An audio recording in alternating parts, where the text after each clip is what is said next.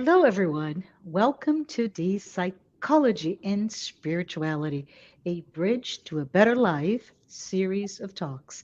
I'm your host, Marcia Trajano, and with me is my co host, Jussara Korngold.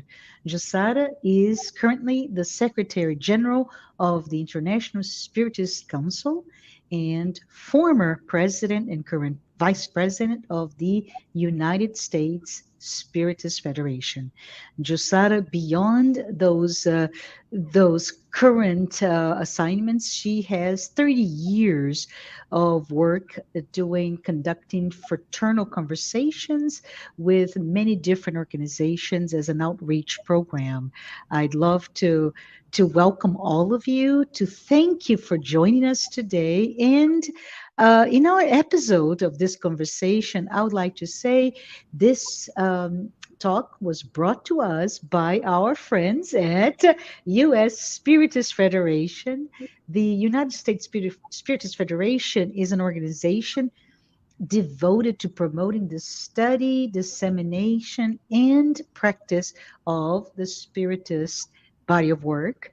It promotes the practice of spiritual and material charity, and it represents the what we call the Spiritist movement in the United States. It was founded in 1997, and if you want to learn more about this amazing organization, please visit spiritist.us site. The Psychology and Spirituality program is also sponsored by other organizations, including AME Brasil, United States Spirits Federation, as I said before, TV Mansão do Caminho, and International Spiritist Council. Make sure, if you like what we're doing, hit subscribe. And we want to know if you want to know more about other channels of discussions of the same topic, please check us out at www.spiritist.us. Today, we're here, Jussara, to continue our conversation about our last topic, the pursuit of reality.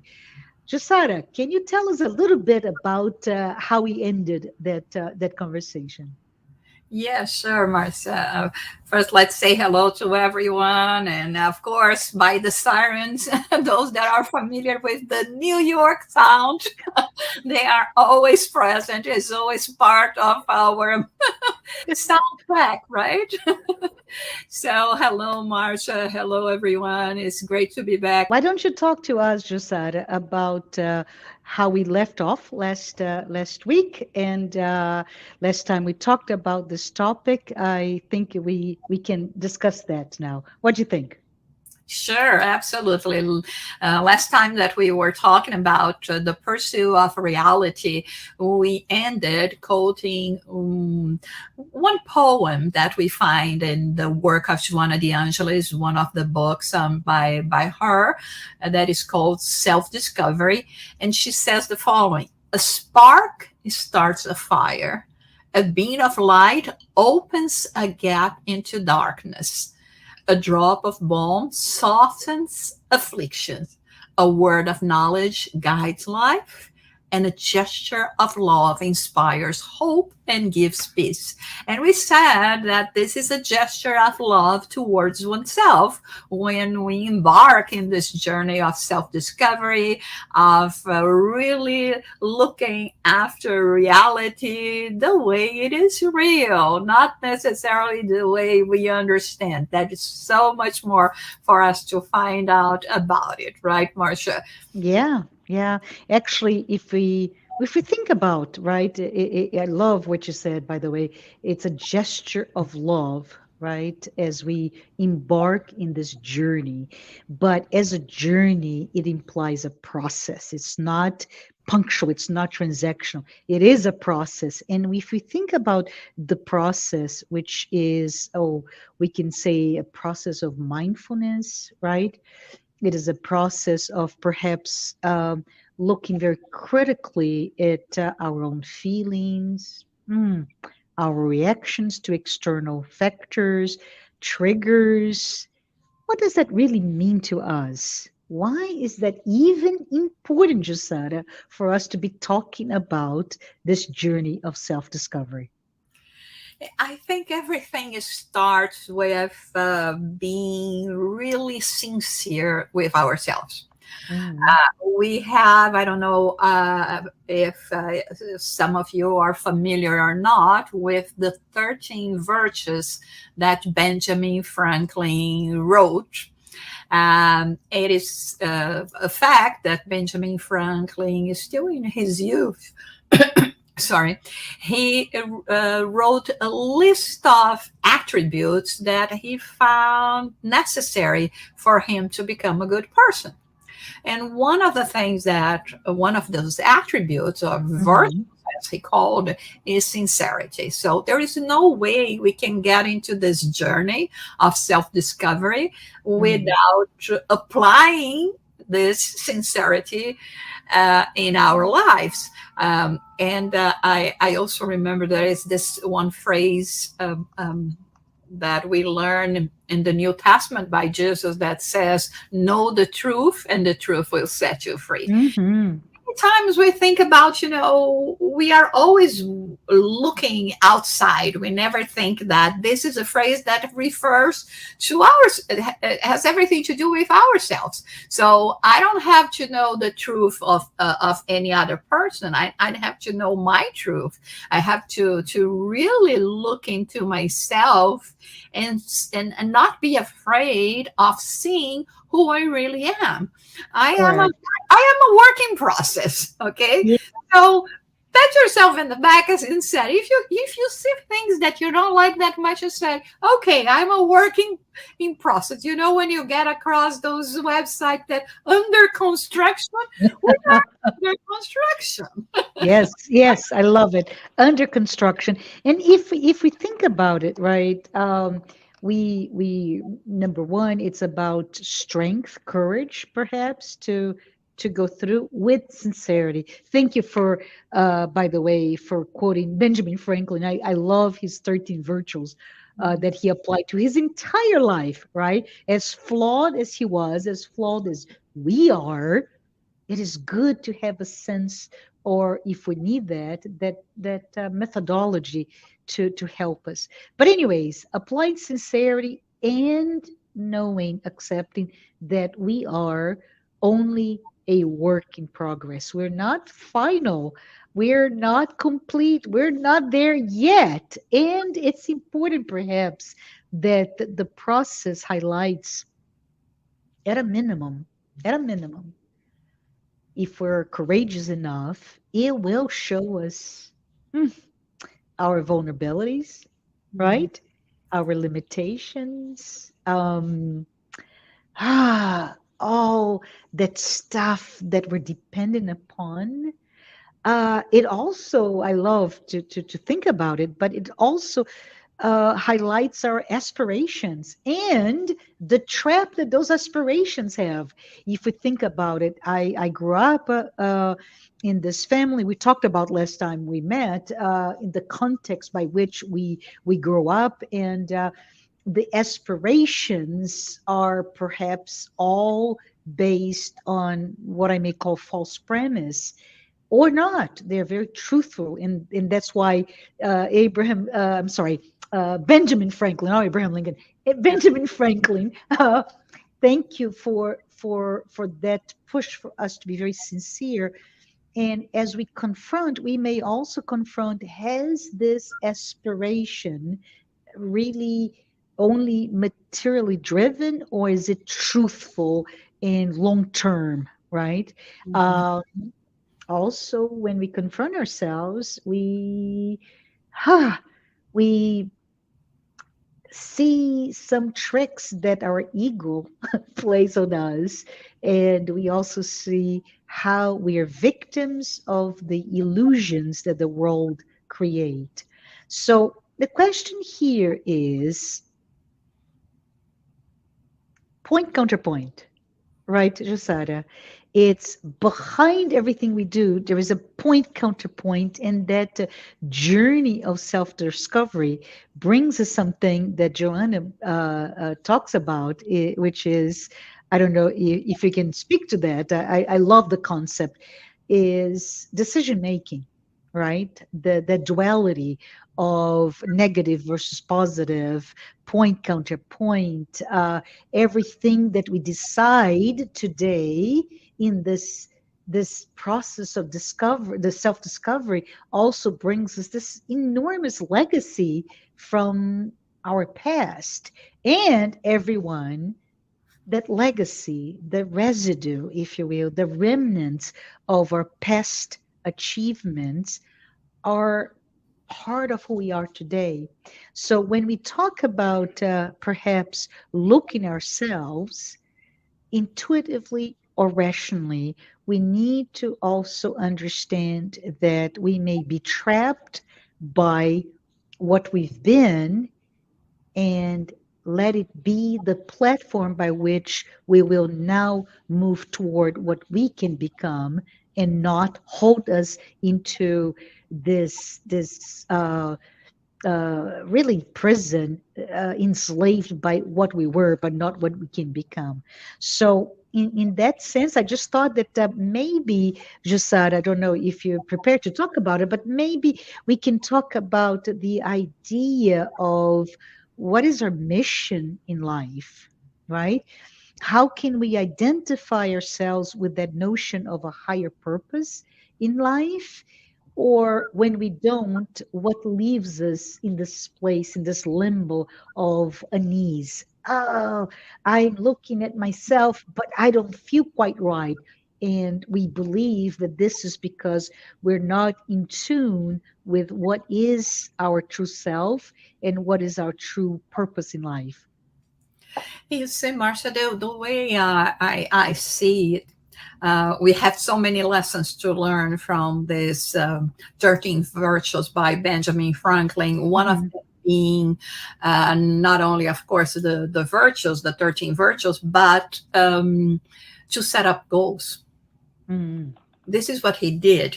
I mean, I cannot, when you plan a trip, you know where you're Yep.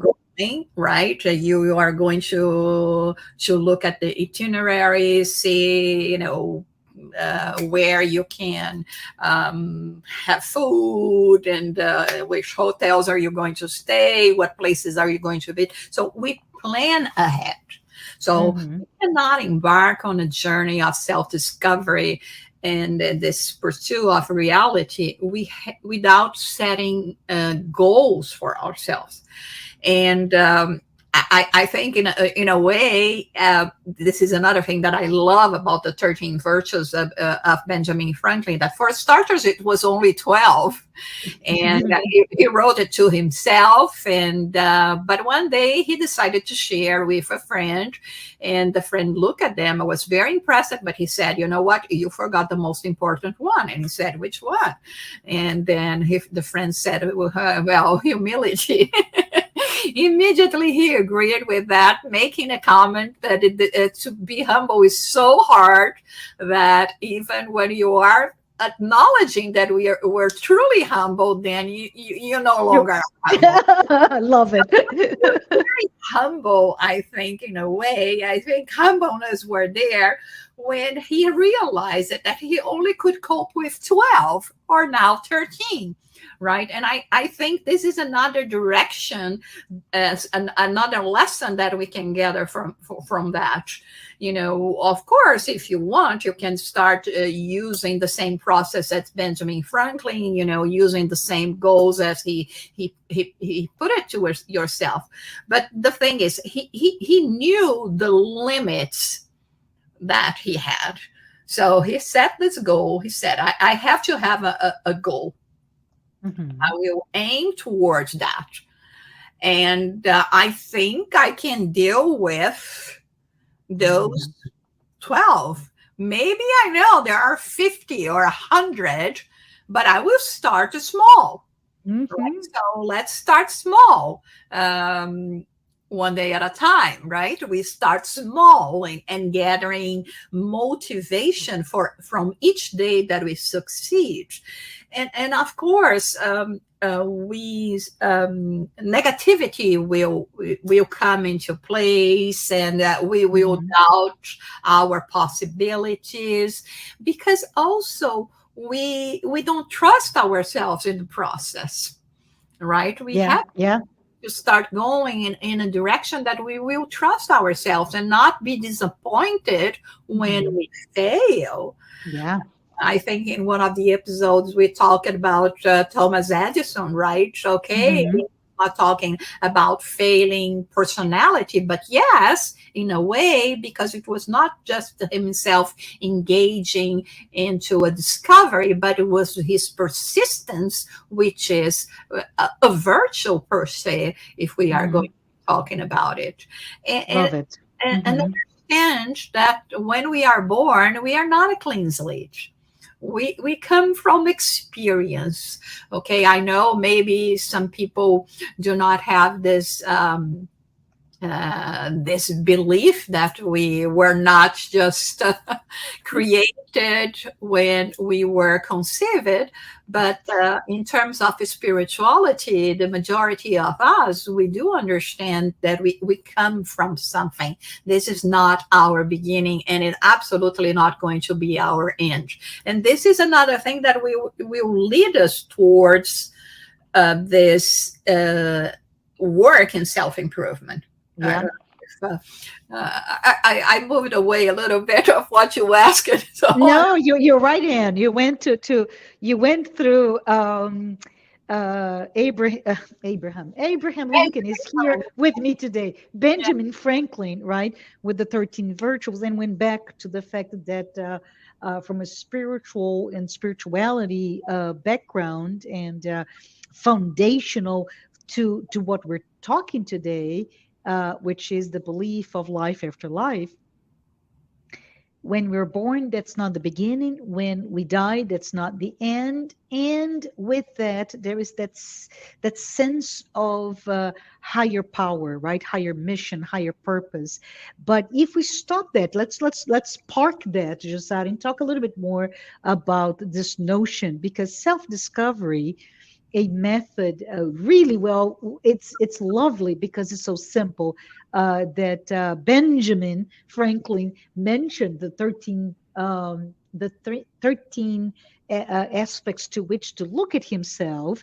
If you think about it, right, it's they are 4 times 13 weeks in the year. So if you look at one step per week, you end up revisiting yourself every, let's say, 120 days to, no, every 90 days, right? I believe every 90 days to look into what what you've done and how that you thought you have mastered in that week, it not yet.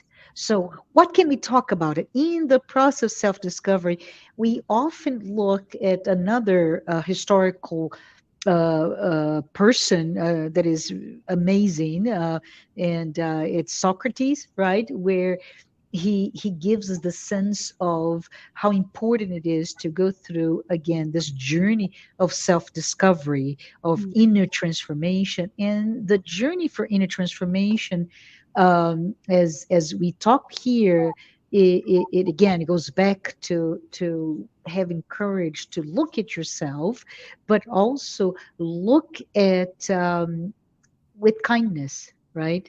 Mhm. And understanding that if I want to pursue your set of 13, right? If you want to pursue Jussara, humility, or if you want to pursue patience, uh, or whatever, let's look at it. It's not easy to come from being imperfect, impatient in this case, to being patient when we start to really deep dive all the nuances of that quality that you aim to achieve. But I love the fact that he tried and he tried and he tried, and at the end of his life somebody asked, so hey, you did that for the majority of your life, Benjamin, did you do it?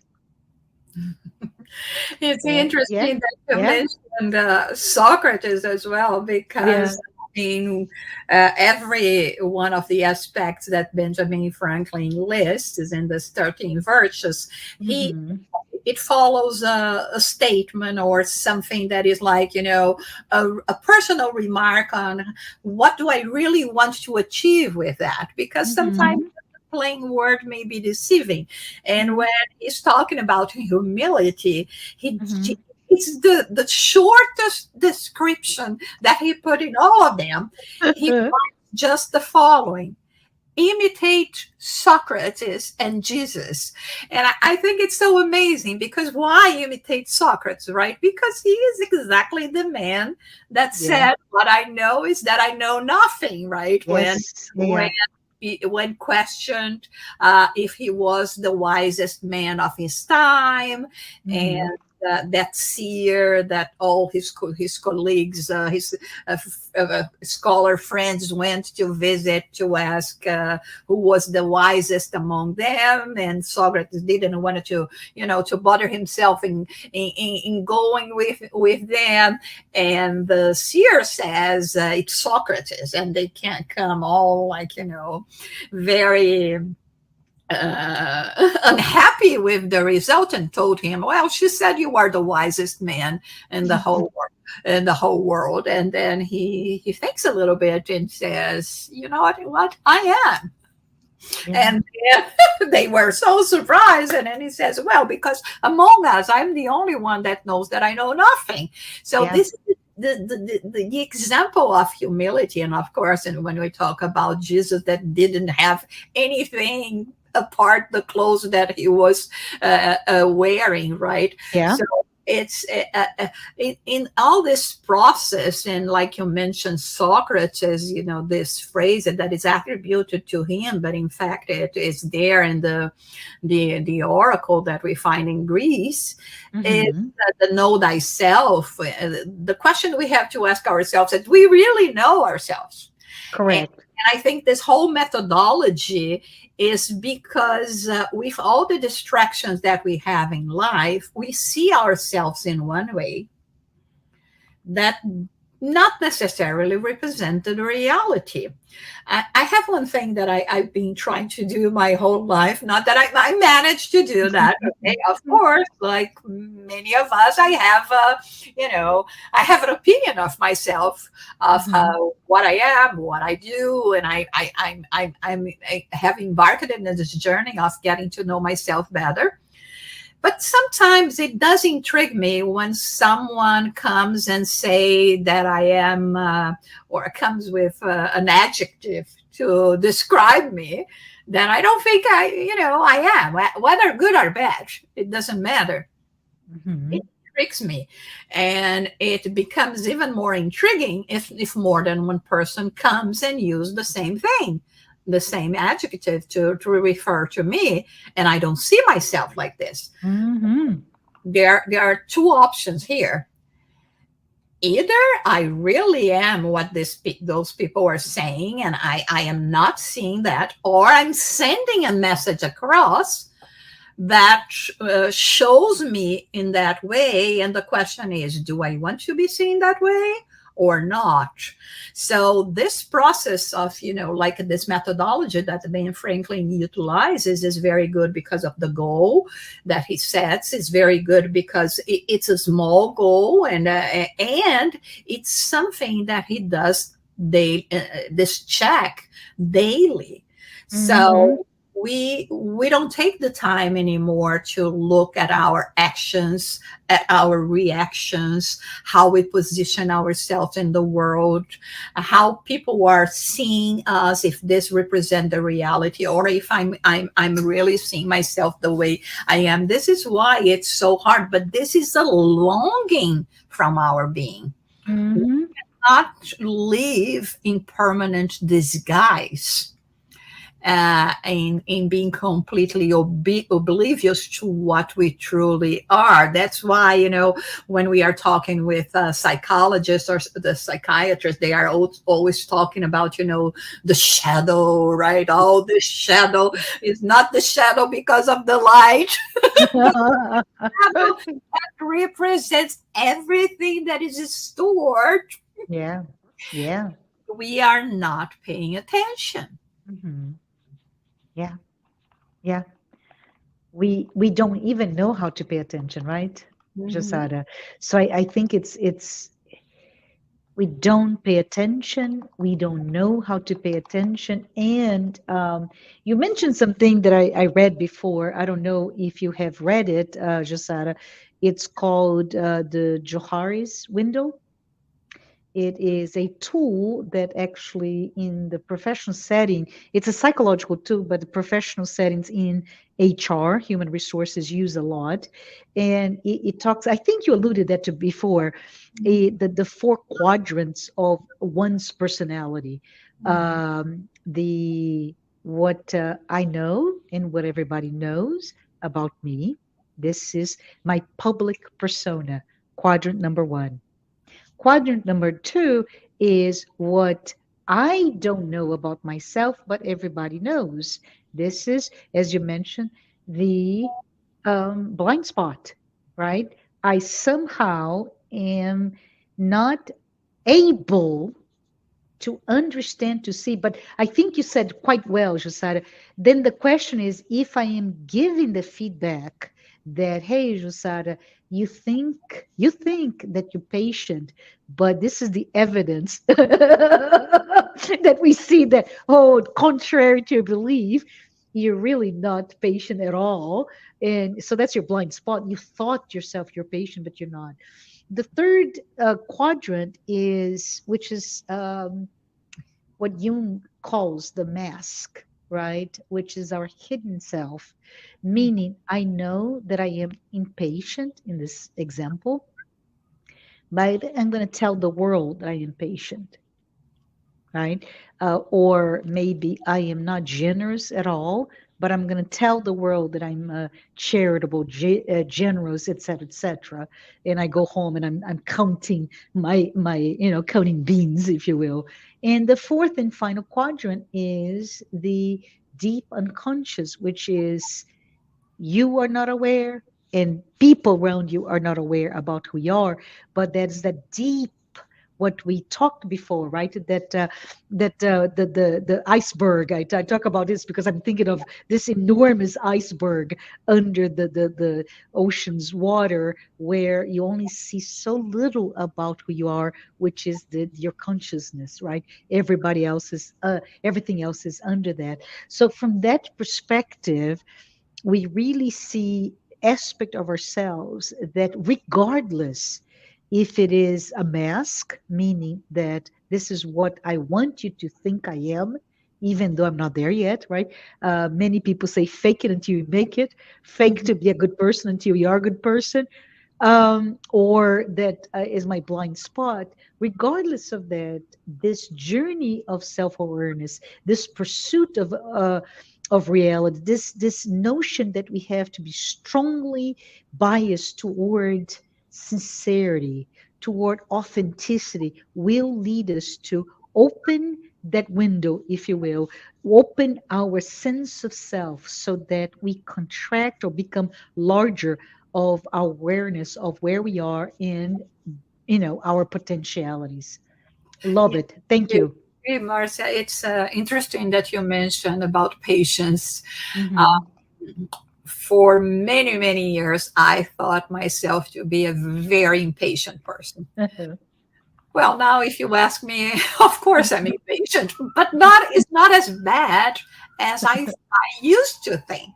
Mm. You, and the point that I want to make here is that sometimes we are very um, strict with ourselves, Yes. right? Yes. And then one day I realized, listen, all the work that I do with preparing talks, translating books, and all of this, it's a work of such a work that requires so much patience, right? Is research, is a lot of things. And I said, how come I being, whipping myself in the back, saying, "You are too impatient. You are too impatient," and everything that you do shows the contrary.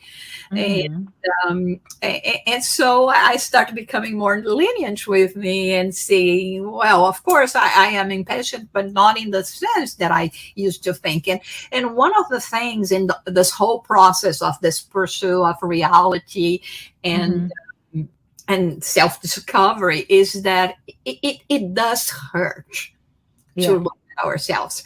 I mean, Yeah. even when I came to this realization, or I mean, before that, I thought I was so impatient, and how come I used to joke saying, well, you know what, I do believe in reincarnations, but I think I never had a reincarnation in China because those people are patient. I'm not. I used to say things like this, and and the thing is, it does hurt. And Yeah. one of the reasons I believe it's so hard for us to embark in this journey is because we don't want to acknowledge um, what we don't have and what Mm-hmm. we do have that not Mm-hmm. necessarily goes along our ethical moral values. And in order for us to not suffer, not be hurt by this realization, we hide ourselves. We Mm-hmm. distract ourselves with things. Yes. Yes. With, like I said, know the truth, and truth will set you. It will set you free.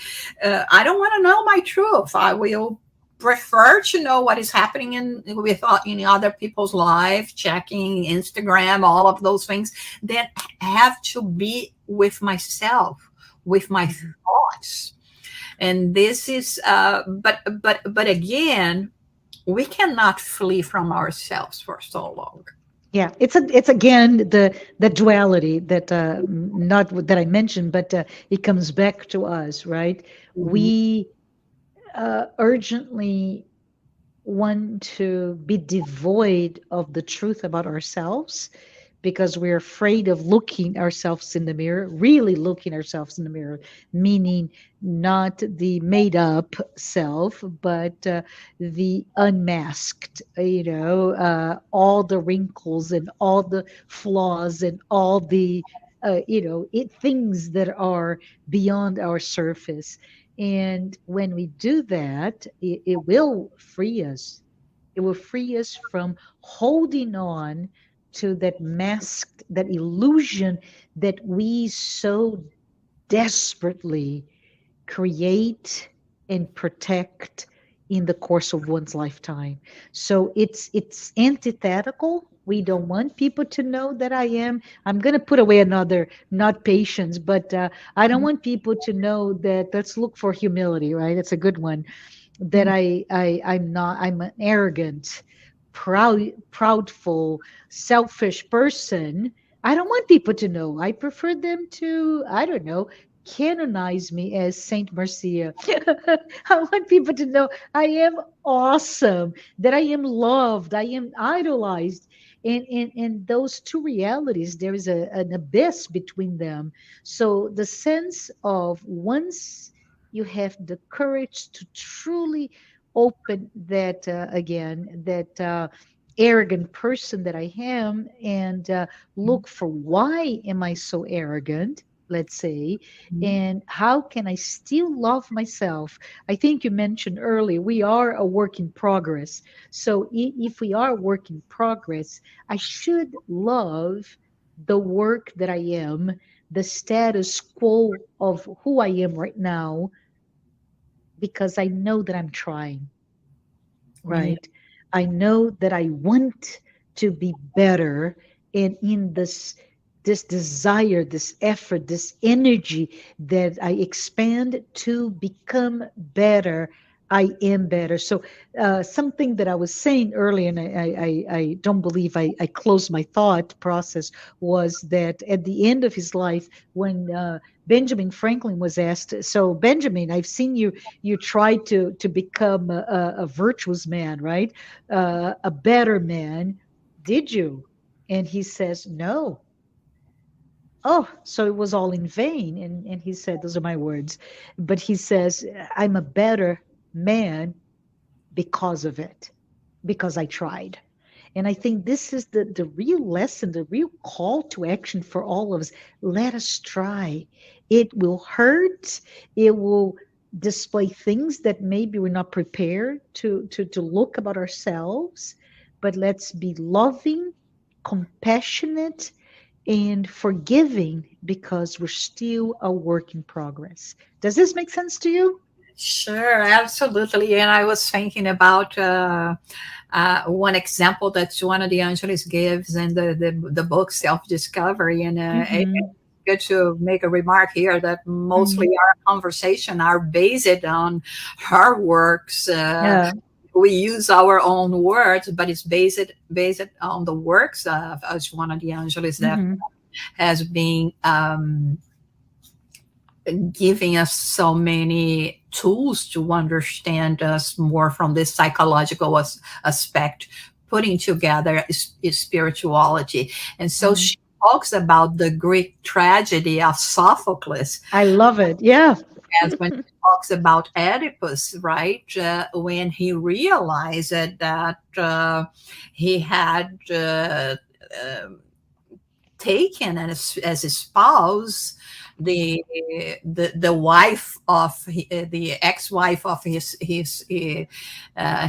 father, and he didn't know that she was her mother. And Mm-hmm. so by coming to this realization, he blinded himself, and because he didn't wanted to he wanted to flee from reality. And Mm-hmm. see how much psychology was already present in Yes. those times we are talking before common era, right? uh, Yes. and when they are already showing to us through those this writings, the Greek tragedy, so Yes. the archetypes and this that we try to do ourselves. How can we flee from our conscience? Blinding will not do it, right? No. Blinding is not the answer, but it's a great myth for us to look at what you're just saying here. That's awesome example. Hmm. And, Yeah. and it's beautiful when oh, you talking about Benjamin Franklin and his realization at the end of his life as well, because it is the process, right? Mm-hmm. So, I mean, all this journey, and this is what makes it difficult. We are here used to this concept of the build a bear, right? uh, and when you see the bear ready, you say, "Oh my God, it's so beautiful! I wish I had one like this." But you don't see all the process that it took for you to build this bear, right? That's What right. made it so special?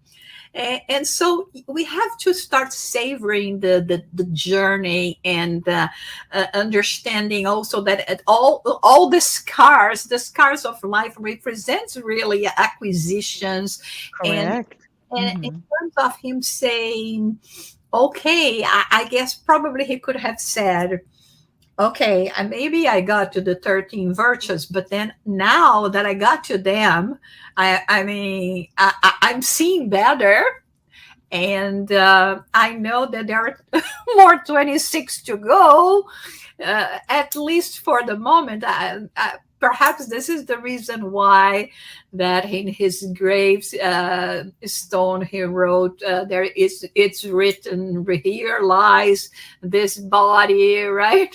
This for I don't remember exactly the quoting, but he says, that is here for the worms to consume, but this old book that is here for the worms to consume, but we'll be back in a renewed, better edition, right? Something like Love that. it. Love So, it. in this sense, is when instead of always focusing on the glass half empty, we have to start seeing the glass half full. So Mhm. it's not so much about what I don't have as what I have already achieved, and congratulating myself, congratulating ourselves from what we have already achieved, because otherwise it is going to be a very difficult journey. Not impossible, because this is the path that we are all are going to take sooner or later, but it's going to be very difficult. We're going to make it harder.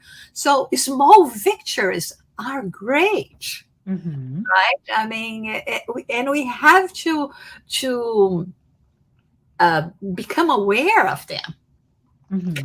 our small blessings. The thing is, I want, like, if we were Benjamin Franklin, I would say, okay, I need to work on the 13 virtues. I'm already aware what I have to do. Tomorrow I'll wake up with the 13 virtues already here as part of me. No, Mhm. happen this way, right? It's a process, and the most important thing is that when we get into that, we will be naturally feeling better, because, like, in this case, even Benjamin Franklin said, I at least I tried. There were times in our lives that we were not even concerned about it. Correct. Can I say something very personal? We have just a couple of minutes, but many, many, many years ago, we talk about, almost 3 decades ago, I was invited to facilitate a 3 year course or class on exactly this topic, Jussara. It was our inner transformation class, which is just an environment for us to talk about topics like this. Really interesting. And I remember when I was, just chosen to do it, and I looked at myself and I said, I'm such a good person. I don't need, it's terrible to say, I don't need to go through this. I'm already there. And in the process of actually facilitating, therefore, you have to lead by example. You have to really focus on the concepts. I found out, oh my goodness, what a completely unaware person I was. I'm not a psychopath. I'm not a cruel person. I'm not, and we can say all the things that I am not, but there's so much more that I still have today, so many years later, to climb, to visit, revisit once again, to look at all this inventory, if you will, this repository, if you will, of all the messages that my feelings, my reactions to external events lead me to feel, right?